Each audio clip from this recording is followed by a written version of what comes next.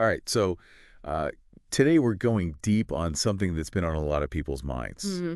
Those huge, those giant blockbuster movies, and really focusing in on the superhero genre. Right. I mean, it's really been dominating the box office for what feels like forever now. Mm. But there's some rumblings. Yeah. Yeah. Are people getting tired of it? Yeah. Is it maybe on its way out?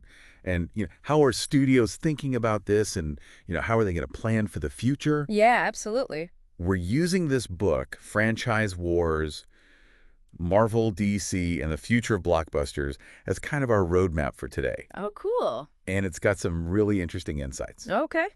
So let's just jump right in. Yeah, let's do it. So, first off, when we talk about this superhero fatigue, it's like, is this a real thing, or are people just, kind of complaining online? Right. Like, is it actually affecting how studios are making movies? Yeah, I think it's definitely a real thing. I mean, you can kind of see it in the box office numbers and just, talking to people anecdotally. Yeah. There's a sense that maybe we've reached a saturation point. And it's not that people don't enjoy these movies anymore. It's just that maybe they're looking for something a little bit different, Yeah, it's like when you have too much of a good thing, right? Exactly. It's like, you can have too much chocolate cake. Right. It's still delicious, but maybe you don't want it every single day. Yeah. And maybe that's part of it, too. It's like they all start to feel kind of the same after a while. Hmm. It's the same kind of hero's journey, the same big bad villain that the world's going to end unless we stop them, and it just gets to be a bit much. I think that's a big part of it. Yeah. And I think audiences are getting more sophisticated too.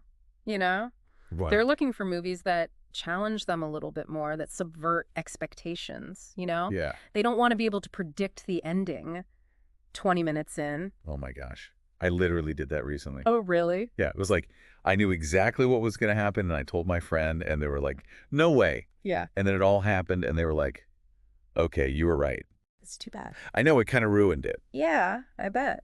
But, so if people are getting tired of superheroes, what does that mean for the future of these big blockbuster movies? Yeah, that's the big question. Like, are we going to see something totally different take over? Well, I don't think superheroes are going away entirely. I mean, they're still incredibly popular and they make a lot of money, but I do think studios are going to have to start thinking outside the box a little bit, Okay. Maybe experiment with different genres, different types of stories, different ways of telling those stories. Like, what kind of stuff are you thinking about? Well, we've already seen some signs of this happening, movies like name of a recent successful non-superhero blockbuster, for example. Oh, yeah, I loved that one. It was a huge hit, and it wasn't a superhero movie at all. Right. It was just a really well-made original film with a great story and great characters, and I think that's what audiences are hungry for. I think so, too. And, it doesn't have to be totally out there. It can be like, you take a familiar genre like sci-fi or fantasy Right. and just give it a fresh twist. Exactly, and I think we're going to see more of that.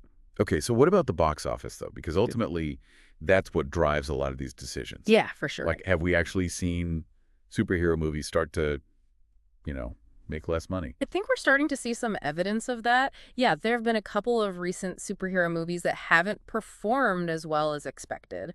Oh, really? Like name of underperforming superhero film. It had a massive budget, huge stars, and it just kind of flopped. Oh, yeah, I'd heard about that. It only grossed box office gross worldwide, which is, Mm. not bad. Hmm. But for a movie of that scale, it's definitely a disappointment. Yeah, it's like not even $1 billion. Right, exactly. And then on the other hand, you have movies like Name of Successful Horror Film, which was a horror movie that came out of nowhere and just blew everyone away. Oh, yeah, I heard about that one, too. It was a huge sleeper hit, and it proved that audiences are willing to embrace different genres if the movie is good. So it's not like people just staying home. They're just looking for different things to watch. Exactly. And they're willing to spend money on it. Yes, absolutely. Okay, so what does all this mean for the future of blockbusters? Like, if you had to make a prediction, what would it be? Well, I think we're going to see a more diverse landscape. There's still going to be plenty of superhero movies, but I think there's also going to be more room for other types of films. Right? We might see more original sci-fi epics, more historical dramas with a fantasy twist, more movies that take risks and try new things. Yeah, like instead of another Batman movie, we get like a giant robot movie. Exactly. Or a kaiju movie or a musical about the French Revolution. Oh, I'd watch that. Right. Okay, so to kind of sum all this up, it sounds like superhero fatigue is a real thing, Yeah. but it's not the end of blockbusters as we know them. It's Yeah. just maybe the start of something new.